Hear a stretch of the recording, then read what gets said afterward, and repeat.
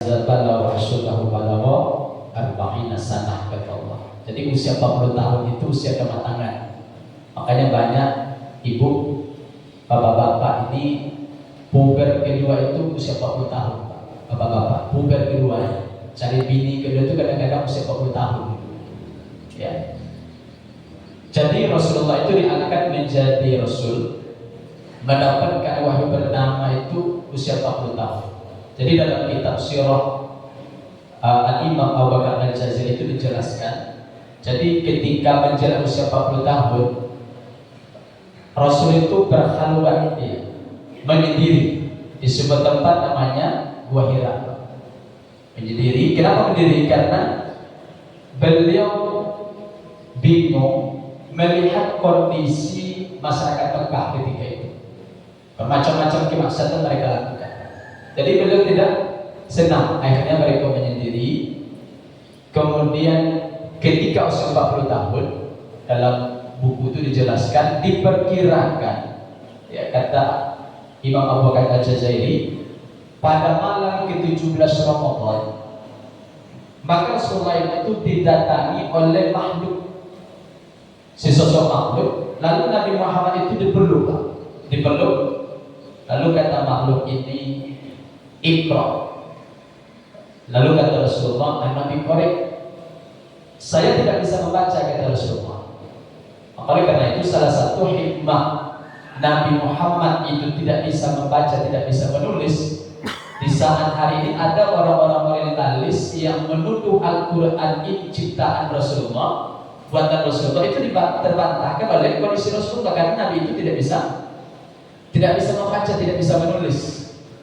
Mana mungkin orang yang tidak bisa membaca, orang tidak bisa menulis, bisa membuat kitab setebal itu? Tidak mungkin. Ya, oleh karena itu, itulah yang membuktikan kalau Al-Quran ini betul-betul datang dari Allah Subhanahu wa Ta'ala. Bapak ini Allah mudahkan. Lalu setelah disuruh oleh malaikat tersebut, oleh makhluk tersebut, kata Rasulullah, anak dikorek, saya tidak bisa baca. Nabi dipeluk, Pak. Sampai Nabi Muhammad itu lemas. Diulang lagi, Iqra, kata makhluk ini. Kata Rasulullah, saya tidak bisa baca.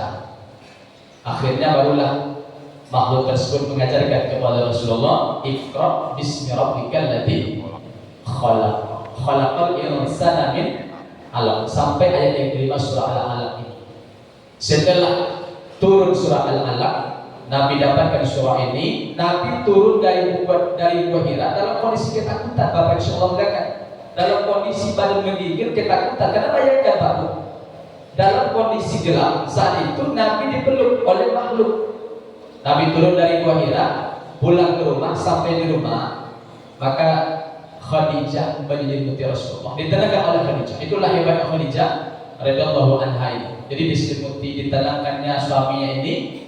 Setelah itu agak Nabi tenang, lalu Rasulullah Khadijah bawalah Rasulullah itu kepada seorang pendeta Nasrani. Ini pendeta yang kedua yang beriman terhadap Rasulullah Muhammad SAW. Yang dulu saya ceritakan, dulu ketika Nabi itu berdagang ke negeri Syam, Nabi berjumpa dengan seorang pendeta bernama Buhairah, juga beriman kepada Rasulullah.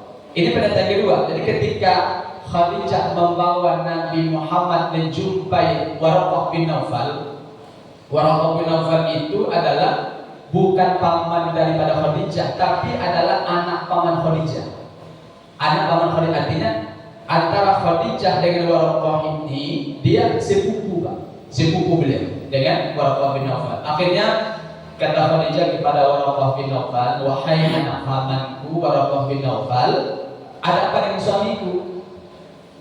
Kata Waraqah bin Naufal, apa yang terjadi?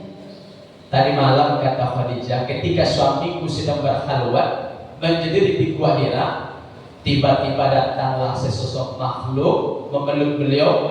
Lalu makhluk tersebut memerintahkan suamiku membaca, sementara suamiku tidak bisa membaca. Lalu apa kata Waraqah bin Naufal?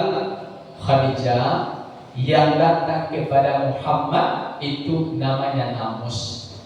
Yang dulu pernah datang kepada Nabi Musa alaihissalam, namanya Namus, atau kita sebut namanya malaikat Jibril. Lalu kata Waraqah bin Naufal, wahai Khadijah, suamimu ini adalah nabi terakhir. Dan ingat kata Waraqah bin Naufal, ketika nanti dia menyampaikan dakwah di kota Mekah, nanti suamimu suatu saat akan diusir. Maka betul ucapan Waraqah bin Naufal, tahun ke-13 kenabian, itu kan Nabi diusir Bapak Ibu sekalian dari kota Mekah, Nabi mesti hijrah ke Madinah.